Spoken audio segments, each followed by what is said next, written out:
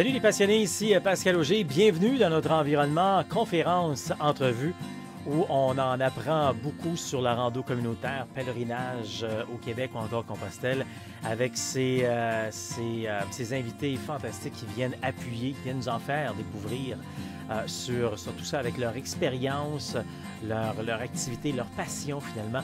Toujours un grand plaisir. Avant de commencer, c'est un peu ce qu'on fait. Je vous décris, nous, ici à Québec-Compostelle, si vous êtes nouveau, on aide les gens à réaliser leur rêve de marcher au Québec ou encore Compostelle.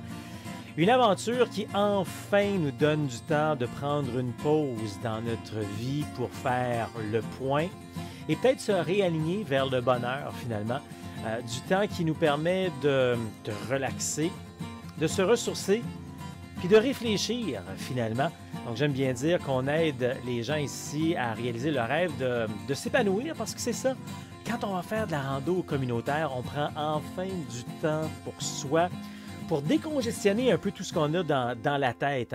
Et la rando communautaire, un peu comme le yoga, la méditation, si vous êtes là-dedans, c'est excellent pour nous, pour se faire du bien. Mais en plus, on bouge, on se fait du bien pour notre santé physique, notre santé mentale, alors que des bénéfices à la rando communautaire au Québec ou encore Compostelle.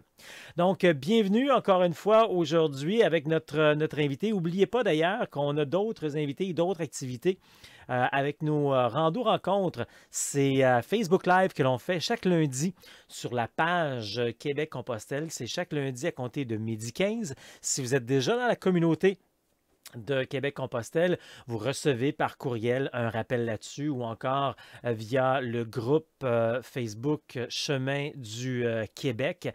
Et puis, ça nous permet de vous rejoindre et vous partager plein d'autres informations sur ce que l'on fait avec Québec-Compostelle, qui est vraiment là pour vous faire découvrir le plaisir, le bonheur de la rando. Non, la rando, ce n'est pas un fardeau. C'est que du plaisir que l'on se donne à notre corps et à notre esprit finalement. Et c'est ce qu'on aime bien partager avec vous autres, avec de l'information, de la préparation, le matériel, les différents chemins. Je dis les chemins parce que Compostelle, ce n'est pas un chemin, mais les chemins de Compostelle. Et puis, on aime bien vous parler également de ce qui se passe au Québec avec, entre autres, le chemin du Québec, 1200 km de bonheur entre Montréal et le bout du monde. 1200 km de rando communautaire qui passe par une variante sud du fleuve et une variante nord du fleuve également que vous pouvez faire par vous-même en rando solo ou encore en rando assisté ou venir avec nous, libre et accompagné, avec nos randos séjours que l'on fait. Ce qui est important de savoir également, c'est qu'il y a 3 types de randos à travers le Québec. Ce qu'on appelle la rando autonomie, beaucoup plus en forêt, lac, montagne, raton laveur, donc beaucoup plus en bois, beaucoup plus du camping sauvage, beaucoup plus d'équipement parce que on va devoir dormir dehors dans des refuges, dans des tentes. Donc, on n'a pas de toilette, il n'y en a pas de douche pendant plusieurs jours. À l'inverse de ça, il y a ce qu'on appelle la rando tourisme. Rando tourisme, c'est beaucoup moins d'équipement, un petit sac parce qu'on va être reçu dans des gîtes luxueux, 5 étoiles à tous les jours avec notre chambre privée, salle de bain privée, les draps de satin pratiquement, les serviettes, shampoing, etc. Donc, ça, c'est l'autre côté. Donc, c'est plus luxueux. Donc, ça prend un petit sac, mais un gros budget. Et entre les deux, on a ce qu'on appelle la rando communautaire, un terme plus moderne peut-être pour parler de pèlerinage. Donc, une rando où on va se retrouver avec un moyen sac, un moyen budget et on va dormir essentiellement dans des dortoirs. Et des dortoirs, ça peut être des sous-sols d'église, des salles communautaires, des arénas, un peu tout ça finalement que l'on découvre quand on est sur le chemin du Québec. Et à peu près la même chose également quand on est sur les chemins de Compostelle. On va s'en parler davantage, des occasions également que vous avez beaucoup de choses gratuites. Je vous parle de ça après avoir passé du temps avec notre conférence du jour, notre entrevue du jour. Elle vient nous offrir un livre qui va nous faire réfléchir, qui s'appelle « Le fabuleux périple d'une aventurière intuitive ». Ouais. Il y a tellement de choses, il y a tellement de bouts qu'on peut aller. Bienvenue Heidi d'abord. Bonjour Pascal. Ça me fait vraiment plaisir de t'avoir en entrevue aujourd'hui, puis jaser de qui tu es, de ce que tu fais dans la vie, puis qui tu es aujourd'hui. Puis comme je te dis, il y a tellement de secteurs qu'on pourrait aller. Donc, on va parler de ce livre. Et ce livre découle du fait que tu n'as pas d'adresse fixe maintenant. Et souvent, tu pars en longue rando aussi sans avoir d'adresse fixe. Écoute, on va démêler tout ça. Moi, tantôt en pré-entrevue, j'ai dit, je pense que tu peux autant faire peur à des gens qu'en inspirer d'autres. Il y a des gens qui ont de la difficulté à quitter la maison pour 24 heures pour dormir ailleurs, alors que toi, ça fait partie de ta vie en tant que nomade. Avant, Heidi, dis-nous donc, dans tes mots, qui es-tu? C'est une grande question, hein. Je vais le dire pas avec des termes comme on a l'habitude de se présenter. Je suis d'origine suisse, au Québec depuis 38 ans. Je suis arrivée avec un bébé dans mes bras que j'ai eu avec un Québécois. Et puis, je me suis vraiment intégrée dans cette société et j'ai compris qu'on pouvait vivre ici des parties du rêve américain, plus qu'en Europe. Alors, j'étais infirmière, maintenant je suis coach, je suis une aventurière depuis toujours un peu. J'ai toujours vécu des petites et des moins petites aventures. L'immigration, c'est aussi une aventure, toute une aventure. Oui, j'imagine. Tu dis que tu as été infirmière, tu été coach. Est-ce qu'on peut dire qu'aujourd'hui, tu es libre? Oui, je suis libre. Je suis très libre même. J'ai une liberté qui fait peur à beaucoup de gens. Oui, exactement. C'est surtout que je suis pas. Ouais, ok. Et Tu couperas ça. t'es habitué de faire de la marche, tu en as toujours fait, d'après ce que je peux comprendre, mais tu allais surtout à faire des randonnées en montagne, des aventures Oui. comme ça, je pense. Oui, oui, oui. Puis ça vient de la Suisse. Tout le monde, ou beaucoup de gens font ça en Suisse. Alors moi, ici, je l'ai fait aussi. Et je me contente maintenant. Tu sais, même le Mont-Saint-Hilaire, j'appelle ça une montagne maintenant. Mais tu as toujours été une aventurière parce que tu me racontais que quoi, à 24 ans, parle-nous de ça, cette aventure que tu as fait, t'habitais la Suisse encore? Oui, oui, ben j'étais partie pour un tour du monde avec une copine. On était partis, on ne savait pas quand on reviendrait. On est allé 6 mois en Australie, entre autres. Et puis, ben, autre chose aussi, là, bien sûr. Ouais, Donc, tu as vécu ça à 24 ans et ouais, après, quelques années plus tard, j'imagine, tu es venu t'établir au Québec ouais. et là, la vie encadrée a pris être un adulte là, sérieux, avoir un travail, des enfants, des responsabilités, payer ses comptes, payer sa maison, avoir, j'imagine, un mari, un chum, peu importe, et tout ça. Et puis là, je saute bien des étapes, et puis là, tout à coup, pouf, t'as dit non, ça, c'est plus pour moi, puis ça fait environ 3 ans de ça. C'est arrivé, c'était assez cocasse parce que c'est arrivé lors d'un meeting avec des jeunes entrepreneurs. J'étais la mamie du groupe pour se faire secouer les puces pour mettre notre projet pour aller plus loin dans nos projets d'affaires, tout ça. Et j'avais pas le goût d'être là. Et j'avais un pied qui était fracturé, donc j'avais mon pied cassé. Alors, il fallait que je prenne le bus, le métro, puis je trouvais ça pas drôle. J'étais de très mauvaise humeur et par après, j'ai vu que je n'avais zéro, zéro, zéro attente ce jour-là. Je voulais juste faire présence parce que j'avais promis que je serais là. J'avais pas le goût d'être là. Et c'est là, avec tous ces témoins autour de moi, on était 6, 7, 8 peut-être, que le projet a sorti en force, là, comme s'il avait été refoulé depuis longtemps, là, suite à la question si tu n'avais aucune contrainte, qu'est-ce que tu ferais? Ça, c'est une question typique en coaching. Et je suis tombée dedans et j'ai dit, ah, je partirais, je marcherais et puis je connecterais avec les gens. Et puis, c'est ça, je partirais loin, loin, loin. Et là, tout de suite, on dirait c'est devenu comme un projet collectif parce qu'on a développé ça on the spot, vraiment. Ça a pris vraiment forme tout de suite là. J'avais une contrainte financière, alors il fallait que ça me coûte rien. Et c'est ça qui a été le levier de cette affaire-là. Le fait que je doive trouver des hébergements, et je ne voulais pas juste me faire héberger là sans rien donner, donc je voyais ça comme une sorte de troc. Et puis, je voulais apporter tout ce que je pouvais faire. Tu sais, j'ai des mains, j'ai des jambes, je sais coacher, j'ai fait beaucoup, beaucoup d'écoutes pour des personnes un peu plus âgées. J'ai fait du coaching, j'ai lavé beaucoup de vaisselle, j'ai fait toutes sortes d'affaires. Alors voilà où ça sortit. Et mon pied fracturé, mais 3 mois et demi plus tard, non, 4 mois et demi plus tard, j'étais partie. Alors c'était sérieux mon affaire. Les gens du groupe, je crois, ils ne croyaient pas que je le ferais. On devrait. Ça nous prend un certain encadrement dans la société, mais je pense qu'on devrait beaucoup plus vivre comme ça et avec cette fameuse question. Puis quand tu l'as posée tantôt, j'en ai eu des frissons. Hein. Si tu avais aucune contrainte, qu'est-ce que tu ferais? C'est comme ça que tu l'as posé la question? Oui. Oui, oui, C'est tellement oui. ça. Je veux dire, on se met tellement. Puis des contraintes, des fois, on se les invente aussi. Hein? Alors, on s'étouffe dans des situations, puis on ne se permet pas d'aller ailleurs où nos peurs nous sont des contraintes souvent et tout. Et toi, donc, il y a 3 ans, tu as comme décidé que tu passais à autre chose, tu as tout quitté et tu es sur la route depuis ce temps-là, en quelque sorte. Pas juste en tant que marcheuse, mais tu fais les 1001 métiers et tu es heureuse comme ça. Ouais. J'ai un bonheur, c'est-à-dire que me permettrait cette aventure-là, ce périple-là, où j'ai rencontré des gens formidables, hein, des situations formidables, pas faciles nécessairement, mais formidables vraiment.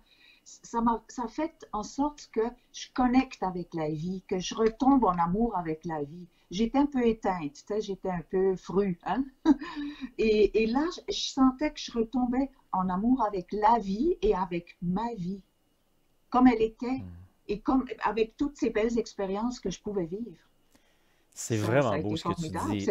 C'est un cadeau à se faire, là. C'est C'est un vraiment beau, grand cadeau que effectivement, je ce me que tu suis dis. fait. C'est vraiment beau ce que tu dis. Puis moi, je veux juste que les gens comprennent bien, là. Heidi, c'est une professionnelle de la santé pendant un bout de temps. Et un jour, elle a dit, c'est assez. Disons les vraies choses, tu n'as plus d'adresse fixe en tant que telle.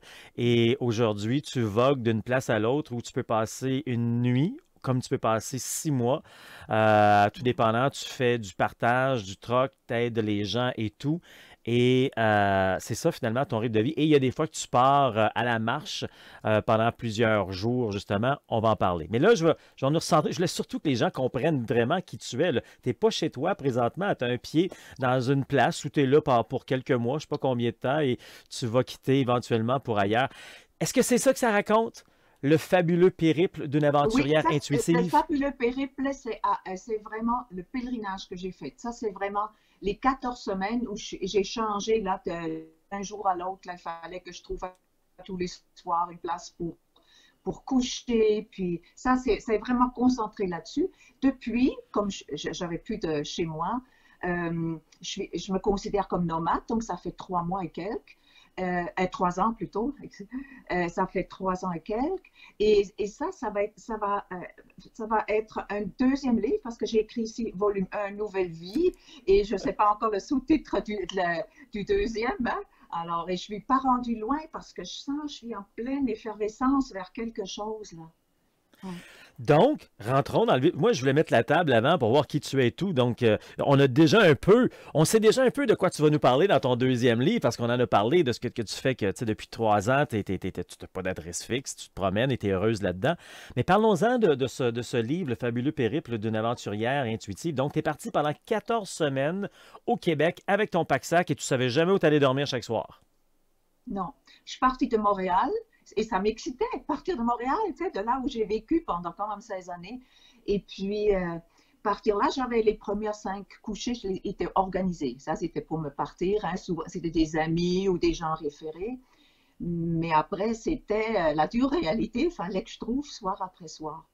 Et je m'étais donné comme un slogan, un mouvement, c'était du bonheur au suivant.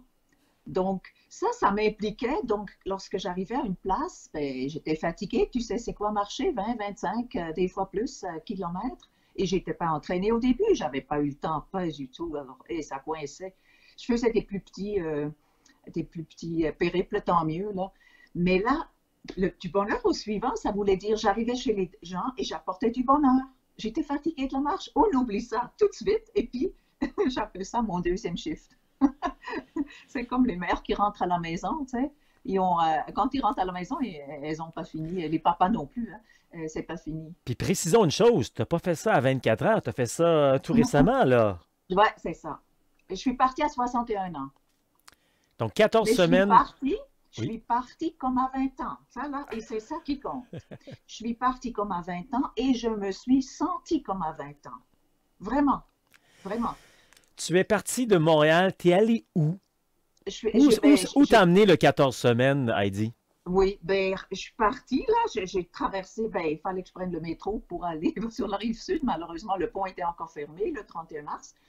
Et puis après, ben, je suis allée Montérégie, j'ai traversé ça, je suis allée ensuite en Estrie. Et puis là, j'ai tourné autour longtemps, longtemps parce que j'adore cette région. D'ailleurs, j'y vis maintenant. C'est un autre rêve sur ma bucket list. Même si je suis nomade là, mais je vis dans cette région depuis presque 3 ans maintenant. Et puis, j'ai longtemps été, et j'avais pas un trajet préétabli. J'avais une page Facebook et les gens me disaient, Heidi, donne-nous un trajet, comme ça on peut t'aider à trouver des places pour dormir. Mais moi, je ne sais pas où je vais être demain. Et je ne sais pas ce que je vais rencontrer. Je voulais rester libre. Et ça n'a pas aidé pour les coucher, je dois dire. Mais j'assumais ça. J'assumais ça, oui. C'était vraiment, c'était pas évident, hein, parce qu'on oublie que quand on sort de la grande région métropolitaine et des villes en général, mais notre beau cellulaire, là, ça prend pas tellement de temps qu'il n'y a plus de réseau. Là, t'avais peut-être une adresse ou deux, tout ça, ben, ça marche pas. Alors là, tu arrives à 5 heures à une place, t'es éreinté, t'es fatigué, puis t'as rien. C'est Écoute, là que l'aventure commence. et ouais, justement, je vais aller là. Je vais aller là parce que moi, j'aide les gens à réaliser leur rêve de marcher au Québec ou encore Compostelle. Et pour bien des gens aller marcher au Québec-Compostelle sur un circuit qui existe, un tracé qui existe, où on a des endroits de base, où on a déjà prévu, ils vont pouvoir aller dormir. Tu sais, Compostelle, quand même, ça fait 2000 ans que ça existe. Et au Québec, on développe tout ça. Donc, déjà ça les fait sortir de leur zone de confort. Ils sont tout croches. Toi, tu pars et tu sais pas, tu vas dormir le soir, jour après jour. Raconte-nous ça justement. T'arrives 5 heures, t'as pas de place. Je veux dire, t'as dû passer des nuits dehors sur des bancs de parc. Non, non, non, non, non, il n'y avait pas de place pour ça. Tu sais, notre mental, c'est fort, hein? N'oublie pas, je suis coach, hein? Ça fait bientôt 20 ans, là. Alors, tu sais, mindset, hein? Alors, et moi, je voulais pas faire du camping non plus, ça aurait été beaucoup trop lourd à traîner, tout ça, là. Alors, il fallait que je trouve. Et une fois, j'ai pas trouvé et je suis allée dans un bed and breakfast une fois. Une autre fois, je suis allée à l'abbaye Saint-Benoît-du-Lac. Il fallait que je me repose de la fois où je n'avais pas trouvé. Et puis, c'est sûr, ça et là, j'ai eu des places de gens que je ne connais pas beaucoup, là, mais c'est arrivé. Et puis, ce qui est intéressant, que les gens me disaient, Heidi, si tu veux revenir, gêne-toi pas, t'es la bienvenue. Et des fois, vers la fin, là, tu sais, j'avais comme une fatigue parce que c'est jamais devenu vraiment facile à trouver. Alors, des fois, je retournais à des places. Et puis, et là, avec le temps, j'ai commencé à faire un petit peu d'autostop. Tu sais, mettons, je suis dans Charlevoix, et puis là, je trouve pas plus proche. Je m'en vais proche des chutes Montmorency parce qu'il y a une fille qui vient chez moi. Tu sais. Et puis, je pouvais retourner chez elle en plus. Tu sais. Ça, là, c'était formidable. Tu sais. Alors, je zigzaguais un peu. Tu sais. Donc, c'est quoi? 50, 60, 75, 90% du temps, tu allais dormir chez l'habitant, chez les gens? Tu as dû dormir dans des hôtels, motels des fois. Non, non, non. Juste une fois, bed and breakfast, une seule fois. Et 2 nuits au Saint-Benoît-du-Lac. Oui. Ah oui, oui, oui. Non, non, ça marchait, là. Fallait que Oui, mais ça tu marche. faisais quoi, Heidi? Tu cognais à la porte, tu disais, écoutez, là, je suis mal prise, peux-tu dormir chez vous? Qu'est-ce que tu Ben, je disais faisais? pas que je suis mal Oui, prise. oui, mais... Voyons, j'amenais le mouvement du bonheur au suivant. N'est-ce pas un privilège Wow, de me recevoir? Non, wow, ben, c'est sûr que c'était un challenge, là. Mais je ouais. pense à une fois où j'arrive dans un village et une personne avait marché ce jour-là avec moi. C'est arrivé très peu, mais ce jour-là, oui. Et puis, écoute, là, je suis allée à l'épicerie. Ben, c'était un dépanneur. Il n'y avait pas d'épicerie à cette place-là. Et là, je rentre là, puis là, je parle à la madame à la caisse. Et là, je lui dis, mon laïus, patati, je fais ce trajet, blablabla, et je demande aux gens intéressés de m'héberger, est-ce que vous connaîtriez quelqu'un? Et madame est là, il y a des clients, tout ça, puis là, OK, ben, je me recule un peu et je reste là. Alors, il y a des clients qui passent à la caisse, qui payent, qui sortent, qui passent à la caisse, qui sortent. Et à un moment donné, il n'y a personne, et là, elle voit, je suis encore plantée là. J'ai pas bougé. Au moment donné, elle fait un téléphone. Je sais pas qui l'appelle là, mais bon, ok, d'accord, ça marche pas. Et puis, je ressors devant la salle communautaire sous l'arbre. Je parle encore un peu avec la fille. Il y a un monsieur qui arrive avec un pick-up. Il dit, paraît que vous cherchez une place pour dormir. Je peux vous ouvrir le centre communautaire et mettre avec des matelas. Et moi, dans ma tête, je me dis, OK, c'est un début. Attends, c'est un début. Et puis, je ne sais pas c'est qui ce monsieur-là. Et là, il dit, vous pouvez aller vous rafraîchir dans la 3e maison par là. OK, merci. Alors, je m'en vais là. L'autre fille, elle attend le retour. Elle ne passe pas la nuit avec moi. Là, il y a une madame qui m'ouvre la porte, un peu méfiante, tu sais. Et puis, OK, la douche, tout ça. Puis, on jase un petit peu. Et puis, elle croyait qu'on était deux. Je dis, non, non, non, je suis toute seule, tout ça. Et là, moi, je m'étais dit, quand je suis rentrée dans la maison, j'ai un pied dans la porte, tu sais. Je parle avec la dame. Et puis, au moment donné, quand elle comprend que je suis toute seule, je la vois penser, ben, j'ai des chambres. En tout cas, elle m'offre la chambre et puis ça s'est avéré que monsieur pick-up, c'était le maire et elle était la femme du maire. Et puis le lendemain matin, ils m'ont invité dans une cantine d'été, un resto d'été pour déjeuner et je trônais à côté du maire, telle une reine. Tu sais? Et puis il m'a invité une 2e nuit, il m'a dit que j'étais pas trop tannante. Et puis avec elle, j'ai organisé un coaching parce qu'elle vivait une situation très difficile au travail. Alors, tu sais, c'est des choses comme ça. Quand tu as vécu ça, tu ne veux plus aller faire du tourisme. Tu n'as plus le goût de ça. Mais là-dessus, je suis entièrement d'accord avec toi. C'est ce que je dis constamment aux gens quand ils finissent par se laisser aller. Moi, souvent, j'invite les gens qui veulent avoir plus d'autonomie à avoir une tente avec eux parce que je leur dis, vous êtes sûr de ne pas être mal pris comme ça. Mais toi, tu es en train de renverser tout ce que je dis, là. Et mais c'est ça. Tu as totalement raison. Quand on se promène dans des endroits, les gens sont accueillants, sont chaleureux et c'est vraiment très, très, très agréable à vivre. Écoute, c'est tout le temps pratiquement qu'on a. On pourrait parler de tellement de choses, mais je vais quand même te suivre au pas parce que là, tu as plein d'autres choses que tu vas raconter. Un 2e livre qui va venir éventuellement. Ce livre-là s'appelle Le fabuleux périple d'une aventurière intuitive qu'on peut découvrir sur ta page Facebook et ensuite faire, Madame Tupperware. et faire la commande si on veut. C'est vraiment génial. On le trouve sur Amazon et il est aussi en version numérique pour ceux qui ne veulent pas avoir un bouquin. Puis il y a des places aux alentours où il est en consignation, là, mais en tout cas, vous pouvez me contacter. Peut-être tu peux mettre mon courriel en dessous. Oui. Et puis moi aussi, je l'envoie aux gens qui veulent avoir une dédicace ou qui ne veulent pas passer par Amazon. Heidi, tu es une belle personne, tu es inspirante, il faut le dire, tu as 64 ans aussi, il y a bien des gens, il faut le dire, parce que dans le sens qu'il y a des gens qui ont peur de tout à 22, à 25, à 32 à un moment donné, puis tu sais, toi, c'est quoi le mot de la fin, Madame la coach? Mais au fond, faites pas comme moi, faites comme vous, comme ça dit dans votre cœur. Mais allez-y. Attendez pas d'être sur le lit de mort. Ça, oui, exactement, tu as très, très bien dit. Heidi, merci beaucoup pour ce bel entretien, puis on a hâte de suivre le reste de tes périples, finalement. Ben, merci beaucoup, Pascal, c'était un plaisir.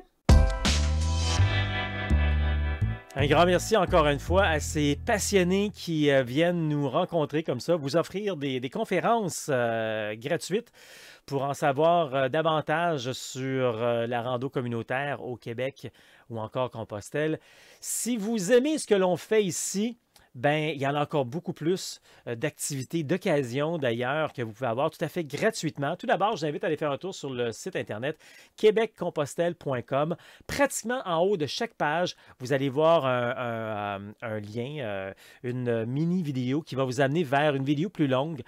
Donc, vous avez la chance d'avoir un webinaire de 45 minutes, une introduction gratuite à la rando communautaire au Québec ou encore Compostelle. mais également d'aller en faire un tour sur québeccompostelle.com en cliquant sur l'onglet calendrier. Vous allez y voir plein d'occasions gratuites. Chacun des carrés en blanc écrits en rouge sont des occasions gratuites. Activités, rendez-vous, événements, liste de chemins, etc. Donc, vous allez retrouver tout ça. C'est tout à fait gratuit sur l'onglet calendrier. Et si ça vous tente d'aller plus loin par la suite, bien, on a différentes façons de pouvoir poursuivre votre préparation. On a entre autres des ateliers 100% en ligne, peu importe où vous êtes au Québec, peu importe où vous êtes à travers le monde. C'est très complet. C'est près de 6 heures de préparation pour vous. Également, on a des différents programmes aventuriers, passionnés ou encore la totale, différents niveaux, tout dépendant où vous êtes dans votre démarrage. Et à l'intérieur, vous allez y retrouver toutes les informations, encore une fois, les ateliers pour votre préparation. Vous allez retrouver des occasions pour qu'on se retrouve ensemble. Allez faire un tour donc dans les ateliers, le programme aventurier, passionné ou encore la totale. Et puis sinon, ça vous tente d'être en personne à 100%. On appelle ça des week-ends de préparation rando. Ça se passe une fois par mois et on est tous ensemble le samedi plus théorique technique. Je vous explique tout de la rando, où marcher, où manger, où dormir, tout de l'équipement. Pourquoi des bâtons, un sac à dos, quelle grosseur, pourquoi les souliers, quel genre de souliers ou aux bottines qu'on devrait avoir, le bon matériel, les bons vêtements. Je vous explique tout ça. Donc. Et le dimanche, c'est juste le samedi, le dimanche, on va faire une rando de 15 à 25 km sur le chemin du Québec. Ça, on appelle ça les week-ends préparation rando. Tous les détails sur québeccompostelle.com. Et après ça, bien, vous serez prêt à partir par vous-même pour aller marcher au Québec ou encore Compostelle. Sinon, il y a des occasions de venir marcher avec nous également, avec la communauté de marcheurs, à venir marcher lors des randos séjours. Plus de détails sur le site Internet. Mais à part ça, il y a plein d'autres trucs également. Il y a le défi Ça marche que vous pouvez vous inscrire pour faire, vous préparer d'ailleurs. C'est un magnifique, des objectifs à chaque semaine, chaque jour, de vous aider à vous préparer. Et on commence par 1 km par semaine la première semaine. Vous avez également de l'information sur le chemin du Québec. Vous avez des vidéos en appui, la physiothérapie, etc. Beaucoup, beaucoup de matériel. Donc, le défi Ça marche. Allez faire un tour sur le site pour avoir plus de détails là-dessus. Si vous êtes en entreprise, on a également des activités de team building. On a des conférences scolaires également, des conférences dans vos bibliothèques ou centres de loisirs, des randos d'un jour, d'un week-end, d'une semaine, mais surtout le bonheur de réaliser son rêve de marcher au Québec ou encore Compostelle. Tu mérites une pause pour relaxer, te ressourcer, réfléchir, décongestionner, comme j'aime dire, un peu cette tête pour des fois remettre les pendules à l'heure. Là-dessus, je vous remercie beaucoup d'avoir été là. Je suis Pascal Auger, journaliste, conférencier, formateur, secouriste certifié pour Québec-Compostelle, qui est préparé, informé, inspiré pour marcher au Québec ou encore Compostelle, et instigateur, coordonnateur du Chemin du Québec, 1200 km de bonheur, de rando communautaire entre Montréal et le bout du monde. Allez faire un tour, plus de détails sur québeccompostelle.com. On est également sur Facebook, Instagram et YouTube. Québec-Compostelle, ça marche.